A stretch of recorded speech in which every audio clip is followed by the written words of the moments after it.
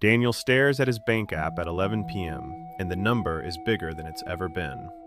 So why does he feel exactly the same as he did last year? That tiny moment is where his story starts. Over the next few weeks, Daniel discovers that money isn't just sitting in his account. It's quietly rewiring how he thinks, how he feels, and what he wants. Stick around because what's happening inside Daniel's head is happening inside yours too. And once you see it, you can't unsee it. It starts on a Friday. Daniel's boss pulls him aside and gives him a raise. Not huge, but real. He walks to his car grinning like a kid. That night, he orders the expensive sushi. He buys the nicer headphones. Everything tastes a little better, sounds a little crisper. He feels unstoppable. Here's what's happening in his brain. A chemical called dopamine is firing in his reward system. But here's the twist. Dopamine isn't really the happy chemical. It's the chasing chemical. It spikes when something is better than expected. So the raise hits hard the first day. By Tuesday, the spike is smaller. By the next month, his brain has quietly reset. Scientists call this hedonic adaptation. The new normal becomes the normal normal. Daniel doesn't notice it happening. He just notices that the sushi tastes like sushi again. And somewhere in the back of his mind, a tiny voice whispers, "You need a little more." 2 months later, things flip. Daniel's car breaks down. Rent is due. The raise suddenly feels like nothing. He's lying in bed at 2 a.m. doing math in his head. Add this, subtract that. He can't sleep.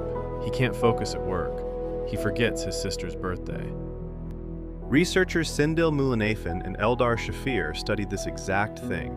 They found that financial stress doesn't just feel bad, it literally eats up brain space.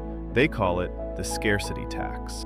When you're worried about money, your working memory shrinks. Your decisions get worse. In their studies, the cognitive hit was as big as losing a full night of sleep, every single night. So Daniel isn't lazy or dumb. His brain is running a background program called Survive This Month, and it's hogging all the power. He pays the bills, barely, and he promises himself he'll do better next time.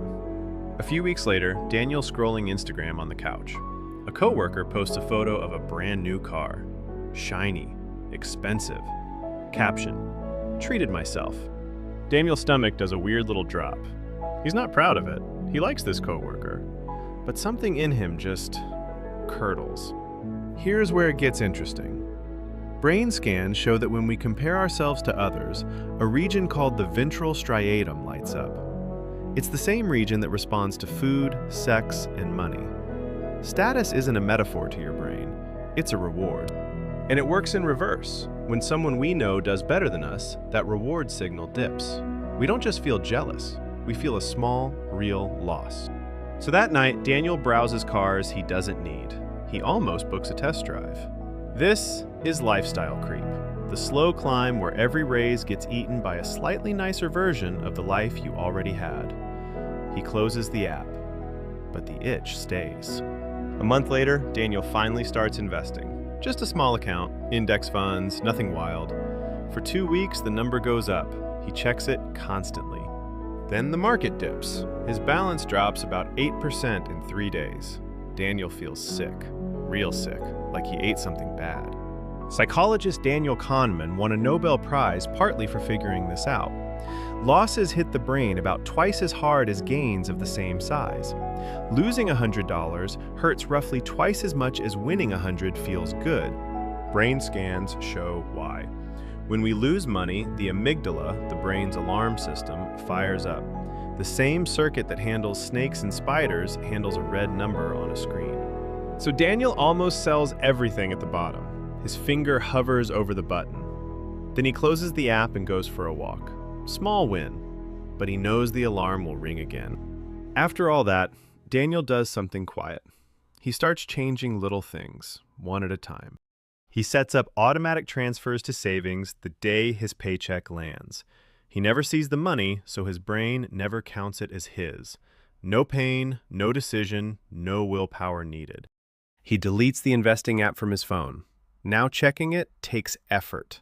That tiny bit of friction kills most of the panic-selling impulse before it even starts. Every night, he writes down 3 things he already has that he's grateful for.